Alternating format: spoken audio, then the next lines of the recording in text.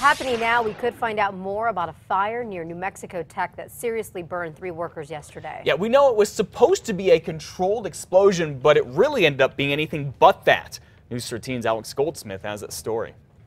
New Mexico Tech says it's still unclear what started the fire. It happened at about 12:30 yesterday when a small team was setting up explosives at a remote testing area about 5 miles away from New Mexico Tech campus. That dangerous material somehow caught fire and the blaze spread to 2 trucks. Despite the smoldering crater, a university spokesperson says there was never any explosion. 3 people suffered burns, including a New Mexico Tech employee and 2 subcontractors. The 2 subcontractors had to be airlifted to UNM Hospital with serious but non-life-threatening injuries. The hospital tells us the workers are now in satisfactory condition. Investigators plan on combing through the accident scene later on today to find out just what happened. Alex Goldsmith, KRQE, News 13. A New Mexico Tech spokesperson says this is the first major accident in the university's highly acclaimed explosives program since the late 1980s. Elizabeth? In other news this morning, lunch will be a little bit different for students at 3 New Mexico schools. Over the next 2 weeks, Los Lunas High School, middle school, and elementary school will be implementing palm scanners. You see, last month, the superintendent told us the scanners would keep lunch lines moving faster and prevent students from using other kids' ID cards or numbers to pay for their meals. Los Lunas would be the first district in the state to use such scanners. In just a few hours, a new ghost bike should be set up for a bicycle rider who was hit and killed in Albuquerque 3 years ago. David Anderson's widow, Sherry, and a number of other people plan to put the bike near Paseo del Norte in Rio Grande about 10 o'clock this morning. They had a ghost bike out there before, but vandals kept tearing it apart. David was killed when Miranda Pacheco lost control of her car, flew off Paseo, went through a fence and hit him. A jury found her guilty of careless driving. She ended up spending 90 days in jail for it. New this morning, this is the mugshot of the guy sheriff's deputies say killed a young man yesterday when he dropped his cell phone and blew through an intersection, causing a bad crash. Deputies say Anthony Chavez is going north on Coors near Pajarito when he leaned over to pick up a phone, ran a red light, and slammed into Christian Gorule's car. He died and was just 24 years old. Deputies do not think Chavez was drinking, but they do think he was speeding. He's now charged with vehicular homicide. Right now, burglaries are way down in Santa Fe. In fact, police say it's a record low. Police Chief Raymond Real says Santa Fe saw 88 burglaries in the city last month. That's the lowest number of property crimes since the department started keeping monthly records back in 2003. Police attribute the drop to a major crackdown on burglaries and an increase in drug-related arrests. A former veterinarian accused of hoarding animals at her home in Edgewood is now on a tight timetable. Yeah, she has just 2 weeks to pay the Santa Fe Animal Shelter even more money if she wants to keep just some of her dogs. A judge says depending on what happens in Deborah Clopton's animal cruelty case, he might let her keep 10 dogs, but the rest can now be adopted.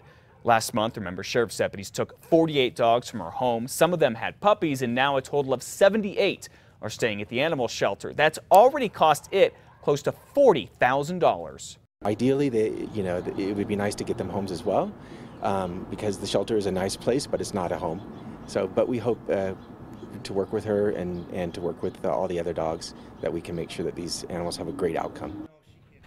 Ms. Clopton's already paid $6,200 for the shelter to care for some of the dogs. Investigators have not said exactly how much she owes.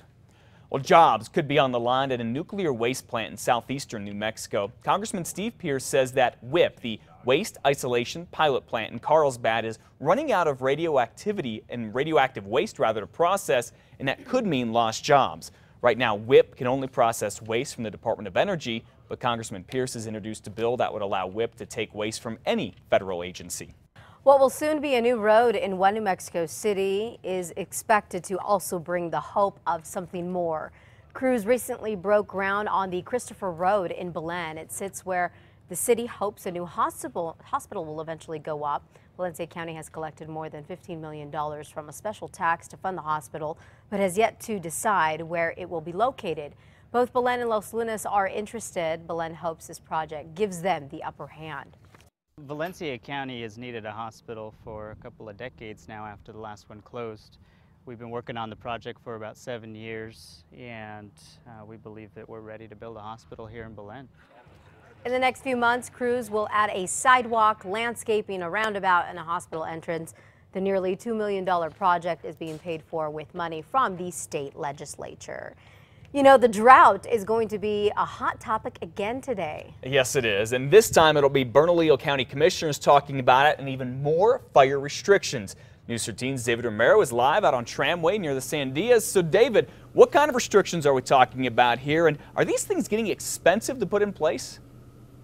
Well, Matt, county officials say no as far as that expense is concerned. In fact, it may even save money if the precautions of not burning anywhere prevent stuff like this kind of dry brush from catching on fire. Now, for it to pass, it must be demonstrated to the county commissioners that extreme or severe drought conditions exist. Now, it shouldn't be too hard for that to prove with how dry it's been and how much of a lack of moisture we've had this winter. Now, this will include areas near the Bosque throughout the county, parts of the East Mountains and unincorporated parts of the city, east of Louisiana Boulevard to the slopes of the Sandias and north to the Sandia Reservation. These restrictions are usually put in place at this time every year, and officials say the sooner the better. It's a very dangerous situation this year. So of course, putting fire restrictions in on burning, and there will be no more open burning at all. No weeds burned. Even things like ceremonial fires, you really have to be at this point just not allowed. Now, if the resolution is approved, it can still be modified or lifted in a 30-day period based on the conditions, whether they get worse or get better. Matt, back to you. All right, thank you for the preview, David. And if that drought gets worse, the restrictions might even get more severe at any time. Remember, starting yesterday, the Cibola National Forest started up fire restrictions. That includes the Sandia and Mountain Air Ranger districts. Yeah, stage 2 fire restrictions. All right.